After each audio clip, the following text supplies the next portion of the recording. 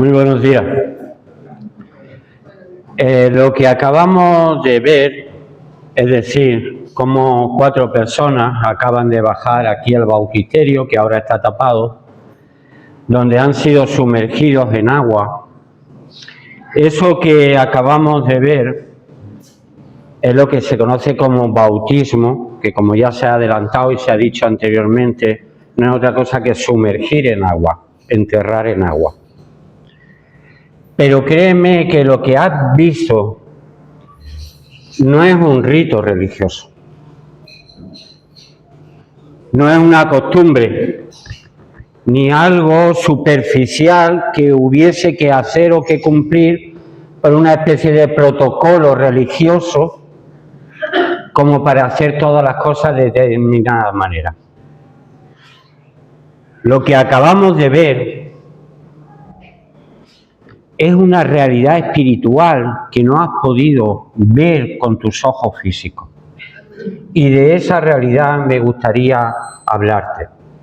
Porque más allá de que tú lo hayas podido percibir como un acto religioso, este bautismo refleja una realidad espiritual tan profunda como también sobrenatural. Te voy a estar leyendo muchos versículos del Nuevo Testamento. Por ejemplo, en Romanos, Pablo, que fue quien escribió esta carta a la iglesia de Roma, en el capítulo 6 ya nos decía lo siguiente, y nos lo hacía como haciéndonos una pregunta. ¿O no sabéis que todos los que hemos sido bautizados en Cristo Jesús hemos sido bautizados en su muerte? Porque somos sepultados juntamente con Él para muerte por el bautismo, a fin de que, como Cristo resucitó de los muertos por la gloria del Padre, así también nosotros andemos en vida nueva. Y esta es un poco la clave de todo, a partir de estos versículos. Apela como una especie de asombro, Pablo. Es que no me digas que todavía no te has enterado en qué consiste el bautismo que un día se te hizo. Porque estaba escribiendo a hermanos que ya habían creído y habían sido bautizados. No me digas que todavía no has comprendido el significado profundo que tiene el bautismo, que tú en el bautismo lo que has hecho es morir. Ina, estás muerta. Y los que se ríen también. Porque aquí hay 2 tipos de personas, de los que estamos aquí presentes. Los que están muertos en delitos y pecados y cuyo final, después de esta vida, será la muerte segunda eterna. Y otro tipo de muerto, el que ha muerto simbólicamente en Cristo bajando a las aguas del bautismo, pero que ha resucitado para una nueva vida.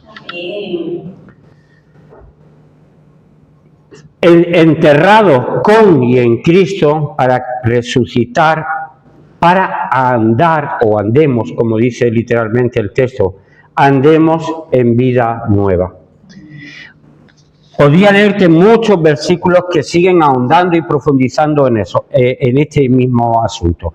Pero mira, en Colosenses, que también el autor fue Pablo, escribiendo a la iglesia que se reunía allí, dijo lo siguiente: sepultados con Él, con Cristo, en el bautismo, en el cual fuisteis también resucitados con Él, mediante la fe en el poder de Dios que le levantó de los muertos. Y a vosotros, estando muertos en pecados y la incircuncisión de vuestra carne, os dio vida juntamente con Él, perdonándoos todos los pecados, anulando el acta de los decretos que había contra nosotros, que nos era contraria, quitándola de en medio y clavándola en la cruz. Y despojando a los principados y a las potestades, los exhibió públicamente, triunfando sobre ellos en la cruz. Sí, lo que acabamos de ver es como 4 personas han muerto, pero han resucitado a una nueva vida. ¿Con qué propósito o sentido? Mira, lo acabamos de leer. Porque lo que han hecho estas 4 personas es cumplir la condena que ya había sobre ellos por causa del pecado. Aquí le llama el acta de los decretos que había contra nosotros, que nos era contraria y que a todos nos condena a la muerte. Pero simbólicamente, por medio del bautismo, ellos han hecho una transformación espiritual. Porque han pagado por medio de lo que Cristo hizo en la cruz. E igual que por la gloria y el poder de Dios, el Padre levantó al Hijo, a Jesús, resucitándolo, así nosotros aguardamos ese momento en que también podremos disfrutar de este mismo privilegio. Es un cambio, fíjate si te das cuenta, es un cambio de situación legal delante del Padre, donde lo que merecían y merecen nuestros hechos es la muerte. Esa deuda ha sido pagada con nuestra muerte aquí, identificándonos con la muerte de Cristo y resucitando, pero con el propósito de andar una nueva vida. Hay más textos, uno de ellos lo ha leído también Piñero en esta mañana. De modo que si alguno está en Cristo, porque es uno de los hechos espirituales que se ha producido aquí, es que tú estás en Cristo. De modo que si alguno está en Cristo, nueva criatura es. Las cosas viejas pasaron, he aquí, todas son hechas nuevas. Sí, es una nueva vida que parte de que tú eres una nueva criatura engendrada por el Espíritu Santo, con una nueva naturaleza espiritual. Jesús, contestando a una pregunta de Nicodemo, diciendo, ¿cómo podré formar parte de eso que un día heredarán la vida eterna? Jesús le dijo, es necesario nacer de nuevo. Y ese nacer de nuevo, como le explicó a Nicodemo, no consistía en volver a meterse en el vientre de su madre para poder salir. No, consistía en morir y nacer de nuevo a esa nueva naturaleza por medio del agua y del Espíritu. Ahí es donde también Pablo, haciendo conciencia de esa propia naturaleza que él tenía y que también ha mencionado Piñero en un versículo, ya no vivo yo, vive Cristo en mí. Una nueva vida. Eres una nueva criatura. Eladio, ya eres una nueva criatura. Con un origen espiritual engendrado por Dios. También leyendo en Colosenses, vemos lo siguiente. Si pues habéis resucitado con Cristo, buscad las cosas de arriba donde está Cristo sentado a la diestra de Dios. Poned la mira en las cosas de arriba, no en las de la tierra, porque habéis muerto. Y vuestra vida, qué versículo, esta frase qué bonita. Y vuestra vida está escondida con Cristo en Dios. Cuando Cristo, vuestra vida, se manifieste, entonces vosotros también seréis manifestados con Él en gloria. Haced morir, pues, lo terrenal en vosotros. Es una nueva vida, eres una nueva criatura, pero también con una nueva percepción de cómo vivir esa vida. Y además, si has aguzado el intelecto en estos versículos que te he leído, Pablo estaba haciendo como si fuera un silogismo, es decir, un razonamiento lógico, partiendo de una premisa, que son estas. Vamos a ver, si tú has muerto con Cristo, y tu vida está escondida en Cristo delante de Dios, y Cristo está sentado a la diestra de Dios en los cielos, ¿dónde debe de estar puesta tu mirada? ¿Qué sería lo lógico? Pues puesta la mirada en los cielos. Buscad las cosas de arriba, hemos leído. Buscad las cosas de arriba. Aquí siempre pone un extremo, o estás en un sitio o estás en otro. Y él te dice, si es verdad que has muerto, si tu vida está escondida en Cristo, Cristo está a la diestra de Dios, ¿dónde debes de estar tú buscando las cosas? En las cosas que están arriba, en contraposición a las cosas que están abajo, que son las que estamos viviendo aquí. La física, esa que tú puedes ver, esas que te entretienen continuamente y te roban todo el tiempo del día. Pues no, Pablo hacía una invitación a buscar las cosas de arriba, a poner la mira en las cosas de arriba y hacer morir lo terrenal en vosotros. Sí, esa vida, esa gracia que Dios te ha concedido a los que habéis sido bautizados en esta mañana, es una gracia, es un regalo adquirido por medio de los méritos de Cristo. En tu identificación con Cristo, tú has sido beneficiario de esa gracia. Pero ahora que has comenzado una nueva vida, tú tienes que cambiar tus intereses, tus prioridades. Tú tienes que pensar ahora en las cosas del cielo, no en las cosas de la tierra. Y esto consiste en un continuo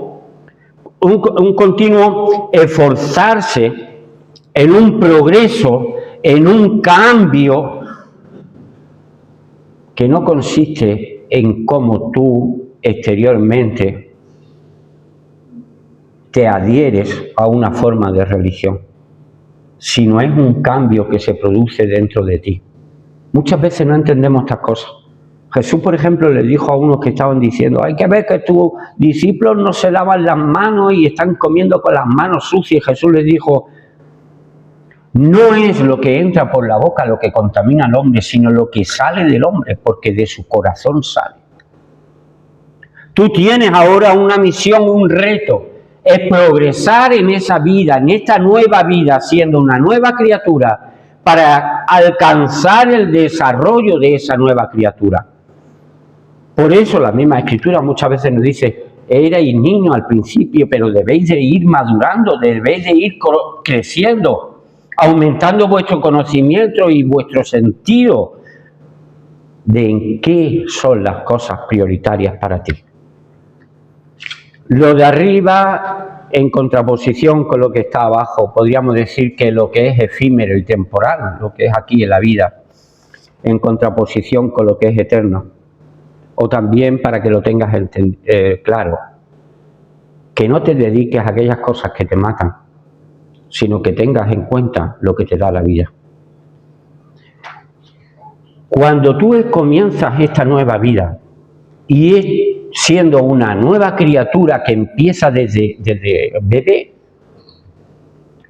te vas a dar cuenta enseguida que en tu interior se van a empezar a producir conflictos y conflictos muy graves. Porque es algo así como si en el mismo territorio dos leones se disputaran quién va a ser el que domine ese territorio. Los dos no pueden vivir en el mismo. Uno necesita vencer al otro. ¿Cuál de los dos vencerá?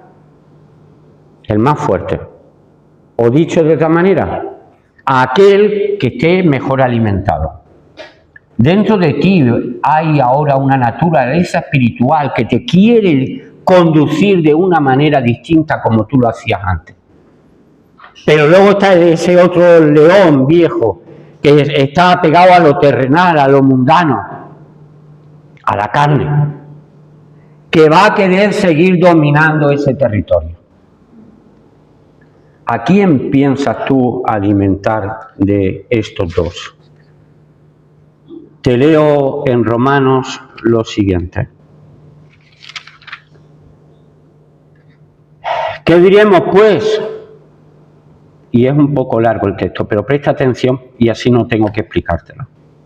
La ley es pecado en ninguna manera. Pero yo no conocía el pecado, sino que por la ley, porque tampoco conociera la codicia si la ley no dijera no codiciarás. Mas el pecado, tomando ocasión por el mandamiento, produjo en mí toda codicia, porque sin la ley el pecado está muerto. Y yo, sin la ley, vivía en un tiempo, pero venido el mandamiento, el pecado revivió y yo morí. El argumento de Pablo es que por medio del conocimiento de lo que es santo, perfecto, a la voluntad de Dios, la ley, nosotros descubrimos que somos pecadores. Y allí este mismo mandamiento que era para vida, a mí me resultó para muerte, porque el pecado, tomando ocasión por el mandamiento, me engañó y él me mató. De manera que la ley a la verdad es santa y el mandamiento es santo, justo y bueno. Luego, lo que es bueno, es decir, a poder hacer toda la voluntad de Dios, ¿vino a ser muerte para mí? En ninguna manera, sino que el pecado, para mostrarse pecado, produjo en mí la muerte por medio de lo que es bueno, a fin de que por el mandamiento el pecado llegase a ser sobremanera pecaminoso. Y sigue argumentando Pablo, terminando con esa frase quizá que os suena mucho más, cuando él ya exclama diciendo, miserable de mí, ¿quién me librará de este cuerpo de muerte? Porque él en su interior ya había un sentido espiritual que le hacía querer agradar y cumplir la voluntad de Dios, pero veía que en su cuerpo había otro deseo, que era contrario, y que además, para lo único que sirve la ley es para convencerte de que tú no eres lo bastante bueno para estar delante de Dios. Para eso sirve la ley. Miserable hombre de mí, ¿quién me librará de este cuerpo de muerte? Pero termina diciendo, gracias doy a Dios por Jesucristo nuestro, Señor nuestro. Así que yo mismo con la mente sirvo a la ley de Dios, más con la carne la ley del pecado.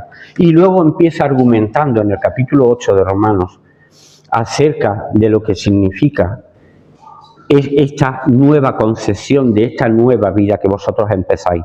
Ahora pues, ninguna condenación hay para los que están en Cristo Jesús.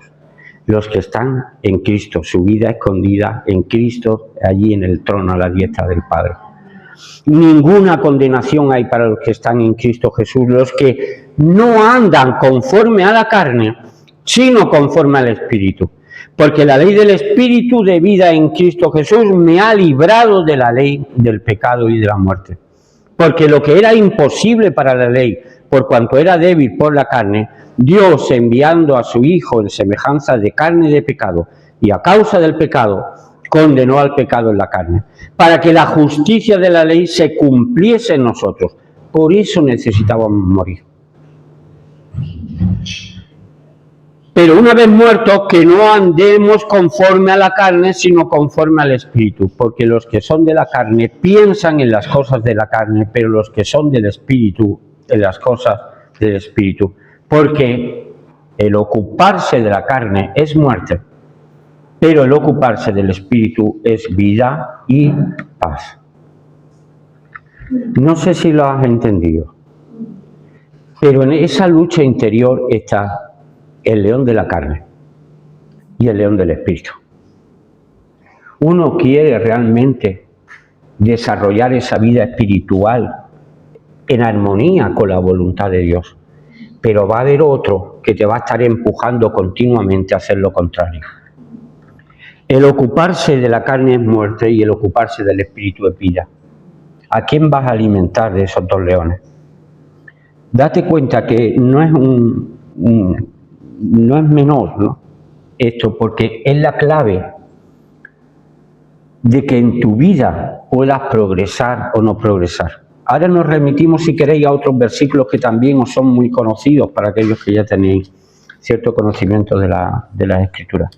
Se encuentra en Gálatas, cuando Pablo, también autor de esta carta, nos estaba advirtiendo acerca de las cosas que ahora te leo. Digo pues, y este es el consejo que os doy a los que habéis sido bautizados en esta mañana. Digo pues, andad en el Espíritu y no satisfagáis los deseos de la carne, Porque el deseo de la carne es contra el espíritu y el del espíritu es contra la carne. Y estos dos se oponen entre sí para que no hagáis lo que queráis. Pero si sois guiados por el espíritu, no estáis bajo la ley, esa ley que quiere condenarte a muerte. Luego hace una mención y hace como un listado, Pablo, aquí de cuáles son las obras típicas de la carne. O sea, qué es lo que quiere fomentar en ti, los deseos que hay en ti como humano. Y en contraposición, luego en el versículo 22 te dice qué es lo que quiere hacer el Espíritu en ti. Mas el fruto del Espíritu es amor, gozo, paz, paciencia, benignidad, bondad, fe, mansedumbre, templanza. Contra tales cosas no hay ley. Pero los que son de Cristo han crucificado la carne con sus pasiones y deseos. Si vivimos por el Espíritu, y este es el consejo que os doy a vosotros en esta mañana, si vivís por el Espíritu, andemos también por el Espíritu.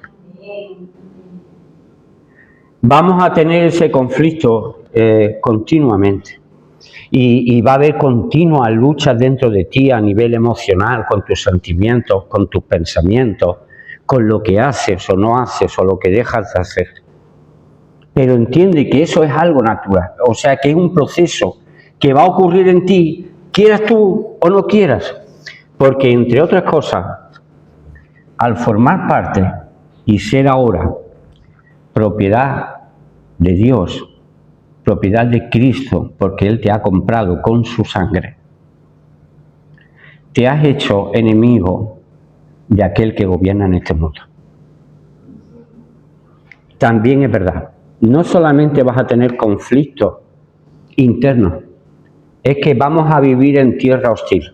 Antes le decía a Juan, susurrándole al oído, bienvenido a la guerra. Estamos rodeados con una sociedad que justamente lo que quiere es apartarnos de la verdad de Dios. Es una sociedad que está gobernada por unos ciertos tipos de intereses, tanto sea la riqueza, la economía, como el poder y otras muchísimas otras cosas. Esas cosas que Jesús a lo mejor puso como ejemplo solo como riqueza, pero cuando Él dijo, Jesús,